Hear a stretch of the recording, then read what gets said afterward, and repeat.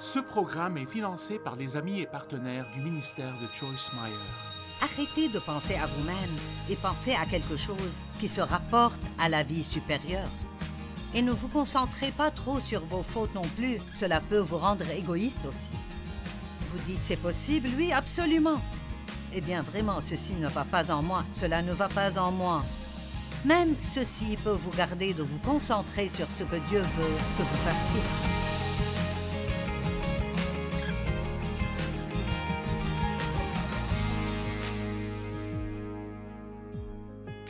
Merci de vous être joint à nous sur Vivre pleinement votre vie de tous les jours. Et nous voulons que vous viviez pleinement chaque jour de votre vie. Et Dieu veut que vous viviez pleinement chaque jour. Et je suis sûre que certains pensent, avec les problèmes que j'ai, c'est impossible. Mais je vous dirai une façon aujourd'hui qui pourrait vous aider à vivre pleinement votre vie. Je veux vous parler aujourd'hui de vivre généreusement. J'appelle cela vivre au-delà de vous-même. La plupart d'entre nous pensent que si nous obtenons ce que nous voulons, si nous obtenons juste les choses que nous voulons, alors nous serons heureux. Mais la vérité est que les choses ne peuvent pas vous rendre heureux. Vous aurez peut-être un plaisir momentané, mais cette nouvelle chose devient une chose ancienne et ensuite vous devez avoir une autre chose pour vous rendre heureux. Mais j'ai trouvé dans la parole de Dieu et d'après ma propre expérience. Et l'expérience est importante parce que la Bible dit que nous apprenons par la parole de Dieu et les expériences de la vie. Et quand je lis quelque chose dans la Bible qui est une promesse, mais ensuite j'en fais l'expérience, ça rend cela doublement plus efficace. Et donc, la Bible nous enseigne que l'une des façons dont nous pouvons vraiment être heureux, et j'ai découvert cela de la parole et de mon expérience, c'est d'arrêter de penser à vous-même et de faire autant que vous le pouvez pour d'autres personnes. Dans Galates 6, il dit « Pratiquons le bien envers tous, et surtout envers les frères en la foi ». Ça veut dire que votre pensée doit être remplie de façon dont vous pouvez être une bénédiction pour d'autres personnes. Mais pour faire cela, nous devons demander à Dieu de nous aider à écarter l'obstacle du moi. Donc, voyons ce que la Bible dit à ce sujet. La parole de Dieu nous dit qu'il y a une vie supérieure et une vie inférieure. Et la vie inférieure serait la vie vécue d'après les standards du monde. La vie supérieure serait la vie vécue d'après les standards de Dieu. Si vous pensez à cela, le monde dirait « Obtenez tout ce que vous voulez pour vous-même, vous le méritez, rendez-vous heureux et la vie sera bonne. » Mais en fait, c'est la vie inférieure. Dieu dit « Ne pensez pas à vous-même, demandez-moi ce que vous voulez, jetez vos fardeaux sur moi et faites-moi confiance pour faire ce que je sais est le meilleur pour vous et utilisez votre temps, votre argent, vos ressources et vos efforts pour être une bénédiction pour d'autres personnes, et c'est la vie supérieure, et vous aurez une joie que vous ne connaîtrez jamais si vous vivez la vie inférieure. Marc 8, 34 et 35 dit « Puis, ayant appelé la foule avec ses disciples, il leur dit « Si quelqu'un veut venir après moi, vous n'allez pas aimer cette partie, mais n'éteignez pas votre télé, je veux que vous écoutiez. » Si quelqu'un veut venir après moi, qu'il renonce à lui-même, aïe, s'oublie, s'ignore, se déshérite et se perde de vue, lui et tous ses intérêts, cela ne semble pas être amusant. Vous ne pourriez pas faire applaudir beaucoup de personnes avec ce verset. Qu'il se charge de sa croix et qu'il me suive.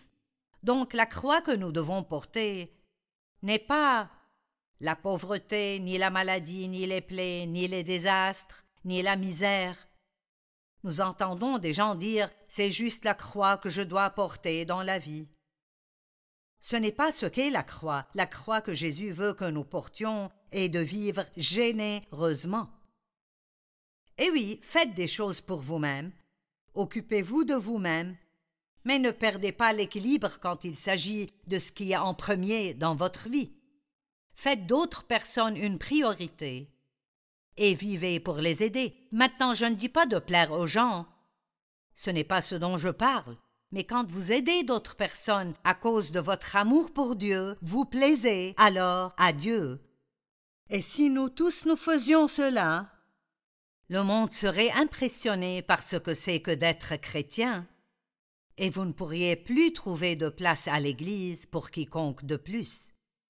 Le problème est que nous prêchons aux gens et ensuite ils nous voient faire l'opposé. Mais une chose que vous ne pouvez pas ignorer est le véritable amour. Vous savez, nous faisons beaucoup de travail missionnaire et je crois vraiment que beaucoup de personnes ont tellement de douleur qu'ils ne peuvent pas entendre ce que vous leur prêchez. Mais si vous leur montrez l'amour de Dieu, alors ils écouteront ce que vous avez à dire. Donc nous nourrissons des gens et nous amenons de l'eau propre dans des villages aux gens, dans des pays du tiers-monde, et nous aidons dans la délivrance de femmes qui ont été trafiquées, dans l'industrie sexuelle, nous aidons des femmes qui ont été battues, nous aidons des orphelins, nous bâtissons des écoles pour éduquer des enfants qui n'ont pas d'école où aller. Nous faisons tout ce que nous pouvons faire. Nous avons un ministère de prison, un ministère dans les hospices, tout ce que nous pouvons faire. Pourquoi? Jésus a dit, n'oubliez pas ces gens. Et il a dit, quand j'étais affamé, vous m'avez nourri, et ils ont demandé, quand avons-nous fait ça? Et il a dit, si vous avez fait cela pour le petit de ceux-ci, mes frères, vous l'avez fait pour moi. Dieu n'est pas juste dans nos vies. Il n'a pas juste envoyé Jésus pour que nous puissions avoir tout ce que nous voulons, mais pour que nous puissions être une bénédiction pour d'autres personnes. Si vous faites tout ce que vous pouvez faire pour quelqu'un d'autre, les bénédictions de Dieu vous pourchasseront. Vous serez si bénis, vos besoins seront pourvus. Mais vous ne devrez pas passer votre temps à essayer de le faire pour vous-même. Occupez-vous des affaires de Dieu et il prendra toujours soin des autres. Car celui qui voudra sauver sa vie supérieure, éternelle, devra perdre la vie inférieure. Mais celui qui perdra sa vie, qu'il vit seulement sur cette terre à cause de moi et de la bonne nouvelle, sauvera sa vie spirituelle supérieure. Vous ne pouvez pas avoir les deux vies. Si vous voulez la vie supérieure, vous devez abandonner la vie inférieure, sinon vous n'aurez pas la vie supérieure. Paul a dit « Je suis déterminé de parvenir à le connaître et de connaître la puissance de sa résurrection. » Paul voulait vivre cette vie supérieure et il a dit « Pour pouvoir faire ceci, je devrais être déterminé. » Maintenant, écoutez, nous avons beaucoup de problèmes dans le monde, toutes sortes de problèmes dans le monde. Je veux dire, de gros problèmes. Partout où vous regardez, les gens parlent des problèmes. Les nouvelles sont pleines de tous les problèmes. Parfois, c'est si décourageant, vous devez détourner votre regard et trouver quelque chose à regarder exprès qui est bien. Mais dans 2 Timothée 3, 1 à 5, c'est un peu long, mais vous pouvez supporter 5 versets. Il dit « Sache que dans les derniers jours, il y aura des temps difficiles. Car les hommes seront égoïstes. » C'est pour cela que j'enseigne ce message aujourd'hui, parce que nous ne voulons pas être égoïstes. Nous devons nous aimer nous-mêmes d'une façon équilibrée, parce que Dieu nous aime. Parce que si vous ne vous aimez pas, alors vous ne pourrez certainement aimer personne d'autre. Mais je ne parle pas d'être amoureux de soi-même d'une façon égoïste. Je parle d'aimer ce que Dieu vous a créé pour que vous le soyez. Les hommes seront égoïstes, amis de l'argent, fanfarons, hautains, blasphémateurs, rebelles à leurs parents, ingrats, impies, insensibles, déloyaux, calomniateurs, intempérants, cruels, ennemis des gens de bien, traîtres, emportés, enflés d'orgueil, aimant le plaisir plus que Dieu. J'ai presque fini. Ayant l'apparence de la piété, mais reniant ce qui en fait la force. Puis il dit, éloigne-toi de ces hommes-là. Puis-je vous dire qu'avec qui vous passez du temps est très important, spécialement les personnes avec qui vous passez beaucoup de temps. Nous ne voulons pas ignorer les pécheurs, agir comme si nous étions meilleurs qu'eux. En fait, Jésus passait du temps avec des pécheurs tout le temps. Mais je dis, passez du temps avec des personnes comme ça tant que vous les affectez et elles ne vous infectent pas. Vous devez faire très attention avec qui vous passez beaucoup de temps parce que vous devenez comme ceux que vous fréquentez régulièrement. Si vous m'écoutez tous les jours à la télé, vous commencerez vite à dire des choses comme je l'ai dit. C'est la même chose pour moi. Si j'écoute quelqu'un tout le temps, je prendrai certaines de ses habitudes. Donc vous devez choisir qui vous fréquentez très attentivement. Faites attention quand vous êtes attiré par ce genre de situation et résistez-y. Éloignez-vous-en. Je vais vous parler d'un jeune homme qui avait une bonne vie, mais qui ne réalisait pas cela. Et il voulait que son père lui donne son héritage, bien qu'il fût toujours un jeune homme. Et la chose que vous ne comprenez pas à propos de la culture où il vivait est que c'était si insultant de dire à votre père « Donne-moi mon héritage » parce qu'essentiellement il disait « J'aimerais que tu sois mort pour avoir l'argent ». C'est intéressant pour moi que le père lui a donné ce qu'il voulait. Et vous savez, parfois, Dieu nous donne ce que nous voulons pour nous prouver que ce n'est pas vraiment ce que nous voulons. Après tout, savez-vous que certaines des choses que vous pensez peut-être vouloir pourraient être les pires des choses pour vous? Donc vous devez faire attention à combien vous essayez dur d'obtenir ce que vous voulez et vous assurer que vous laissez Dieu vous donner ce qu'il veut que vous ayez. Mais voici l'histoire. Le fils plus jeune dit à son père, il y a 2 frères dans cette histoire. « Mon père, donne-moi ma part d'héritage. » Maintenant, j'ai encerclé les mots « donne-moi » parce que ces 2 mots sont ce qui a presque ruiné sa vie. Et savez-vous ce dont le monde est rempli aujourd'hui? Des gens qui disent « donne-moi, donne-moi, donne-moi ». Ils ne cherchent pas à donner ou à être une bénédiction, ils cherchent ce que tout le reste du monde peut faire pour eux. Et le père fit le partage de ses biens entre ses fils. Quelques jours plus tard, le cadet vendit tout ce qu'il avait reçu et s'en alla dans un pays lointain. Là, il gaspilla et perdit toute la fortune que son père lui avait donnée. Vous voyez, il n'était pas assez grand ou assez mature pour savoir comment s'occuper de ce genre de bénédiction comme il faut. Et parfois, nous ne comprenons pas pourquoi Dieu ne nous donne pas plus de ceci ou de cela, mais la vérité est que Dieu vous donnera ce que vous pouvez gérer. Si vous vous rendez misérable parce que vous voulez des choses que vous n'avez pas, pourquoi ne pas dire « Dieu, je veux ta volonté ». Ne me donne pas ce que je demande si ce n'est pas ce que tu veux que j'ai. Maintenant, écoutez. Il gaspilla sa fortune en menant grande vie. Lorsqu'il eut dépensé tout ce qu'il avait, une grande famine survint dans ce pays et il commença à se trouver dans le besoin.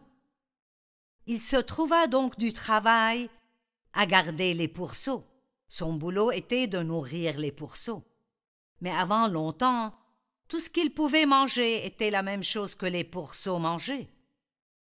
Voici ce jeune homme qui vivait à la maison avec un père riche qui l'aimait et avait une belle vie, mais il n'était pas satisfait.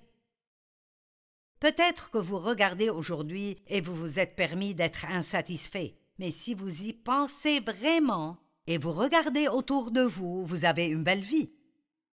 Savez-vous que si vous vivez sous un toit et avez quelque chose à manger, vous êtes plus béni que probablement les 2/3 des gens dans le monde? C'est mauvais quand nous oublions nos bénédictions et nous regardons seulement à ce que nous n'avons pas. Donc il se retrouve à manger avec les cochons. Et j'aime la façon dont la Bible dit ceci. Elle dit étant rentré en lui-même.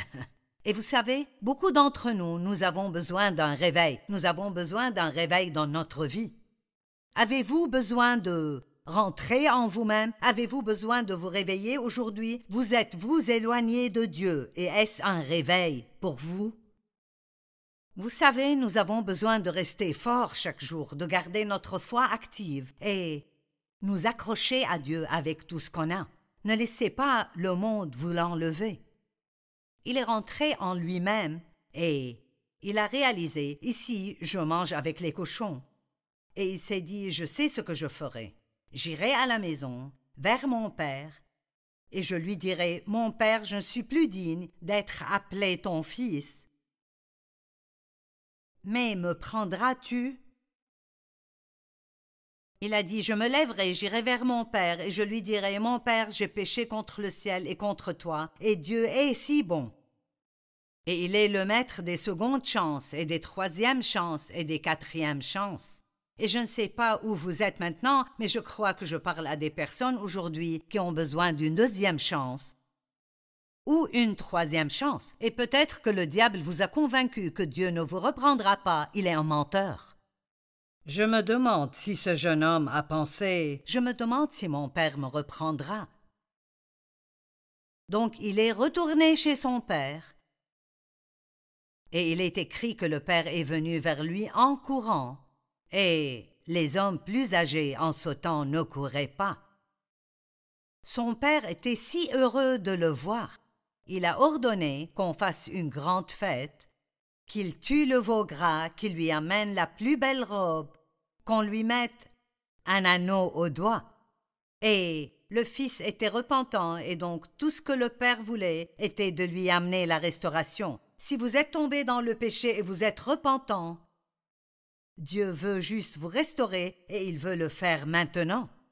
Il ne sera pas en colère contre vous, il ne vous punira pas et ne vous rappellera pas chaque 5 minutes de vos fautes.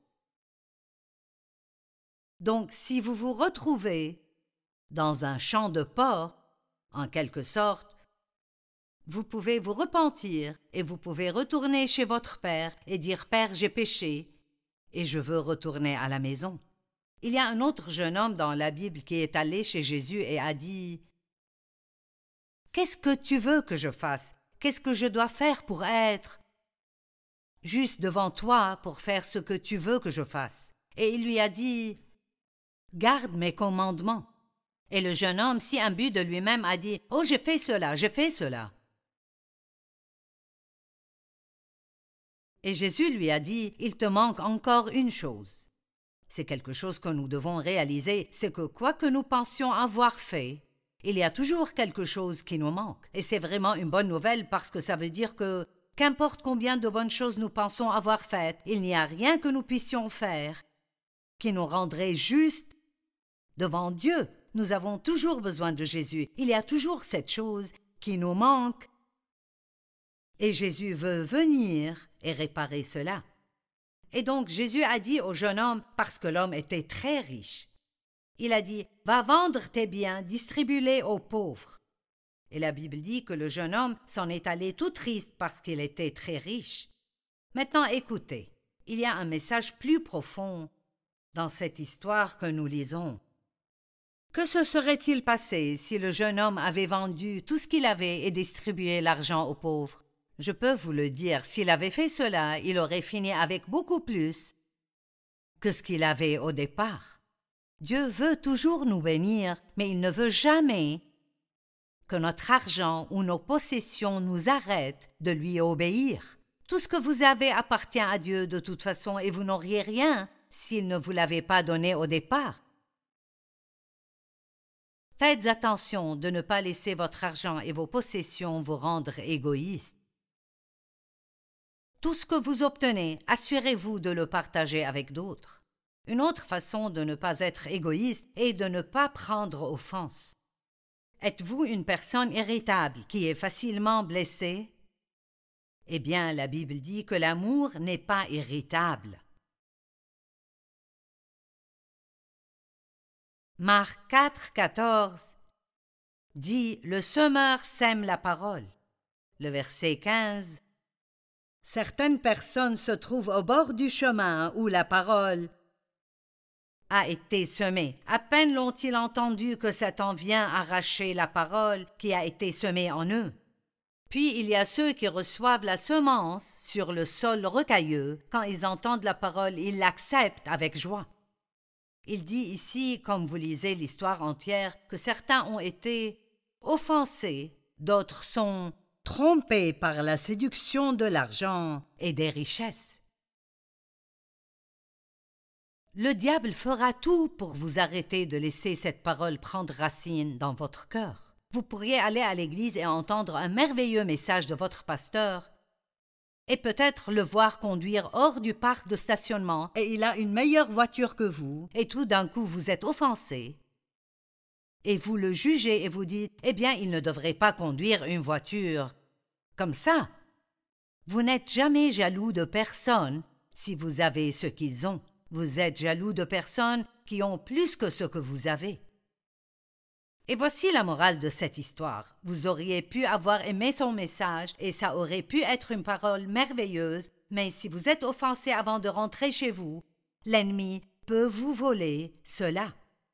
Ne permettez pas à l'offense de ruiner votre relation avec Dieu. Matthieu 24 parle des signes de la fin des temps. Et dans le verset 10, il dit « Beaucoup seront offensés ».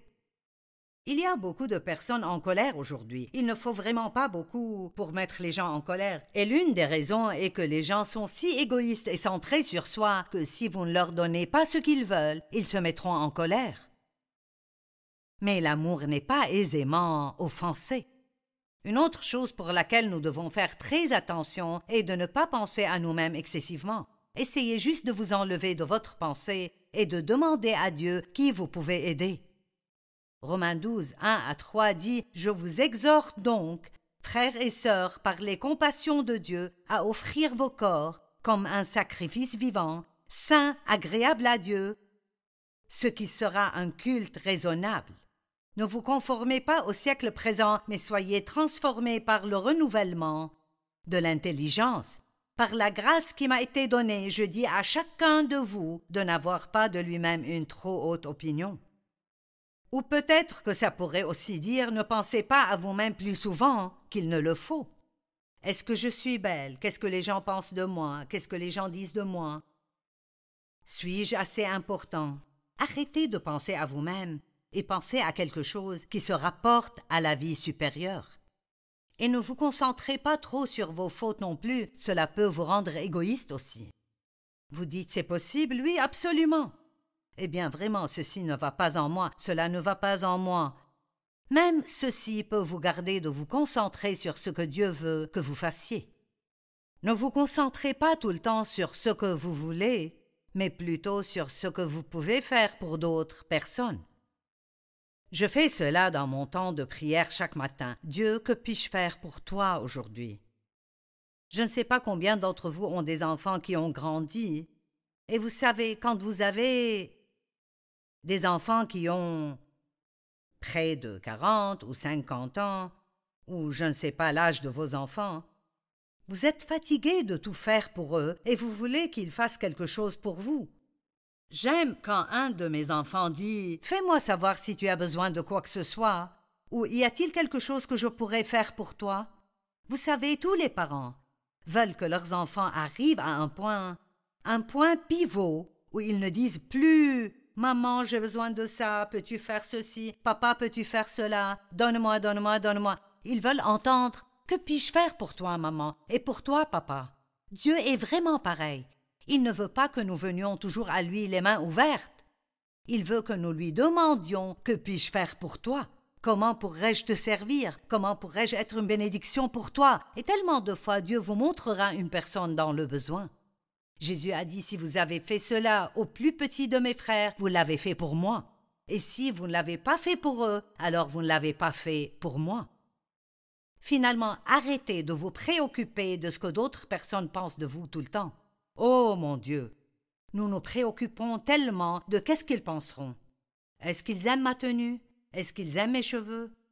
Est-ce qu'ils pensent que je suis intelligente? Toutes ces personnes dont vous vous inquiétez, qu'est-ce qu'ils pensent de moi? Ils ne pensent probablement pas à vous du tout. Donc abandonnez tout cela et fixez votre pensée sur Dieu et ce que vous pouvez faire pour lui et comment vous pourriez être une bénédiction pour d'autres. Ceci est juste un court petit message de 25 minutes aujourd'hui à propos de ne pas vivre une vie égoïste. Mais c'est l'un des messages les plus importants que vous pourriez entendre Parce que Jésus est venu pour que nous n'ayons pas à vivre pour et par nous-mêmes, mais devant et pour lui qui est mort pour nous.